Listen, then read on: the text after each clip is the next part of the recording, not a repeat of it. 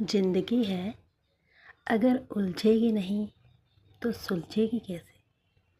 और अगर सुलझेगी नहीं तो ज़िंदगी का आनंद कैसे मिलेगा।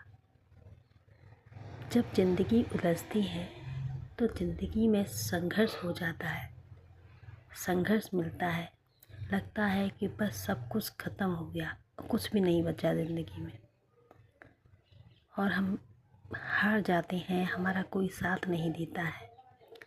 लेकिन फिर दूसरे ही पल ईश्वर भगवान साथ दे देते हैं और हम उस संघर्ष से उभर जाते हैं। ज़िंदगी में संघर्ष का होना भी बहुत ज़रूरी है, क्योंकि कांटों से चलकर जाकर अगर फूलों में जाएं तो उसका आनंद ही कुछ और है।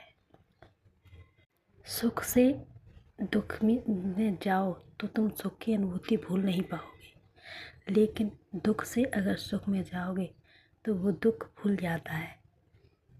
इसलिए ज़िंदगी में संघर्ष का होना बहुत ज़रूरी है, क्योंकि संघर्ष ही अच्छे बुरे की पहचान बता देता है। ज़िंदगी उलझती है तो रिश्ते नाते, घर परिवार, सबकी पहचान हमको आईने में दिखा देता है। सबकी पहचान हो जाती है कि ज़िंदगी जब खराब थी, संघर्ष था तो हमारा कोई साथ नहीं दे रहा था। आज जब सुख है, खुश है, और तो हमारे आगे पीछे आदमी भाग रहे हैं।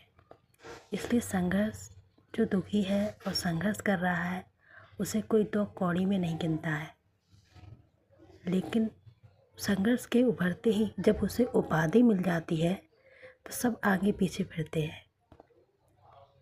इसलिए ज़िंदगी में संघर्ष होना ज़रूरी है, क्योंकि पहचान सबकी हमको पता लगे, इसलिए संघर्ष हो।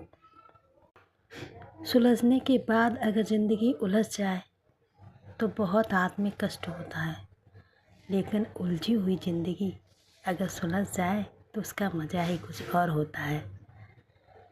ज़िंदगी के दो पहलू होते हैं, सुख और दुख, जो हर किसी के जीवन में आते हैं। सुख के बाद दुख और दुख के बाद सुख। ऐसा नहीं है कि एक ही बस बजस्वला टूटी हो, भगवान ने एक ही को दुख दिया हो, नहीं, ये सबकी ज़िंदगी में आता है। ये पल है सुख दुख का, ठंड और गर्म का, धूप और छाया का।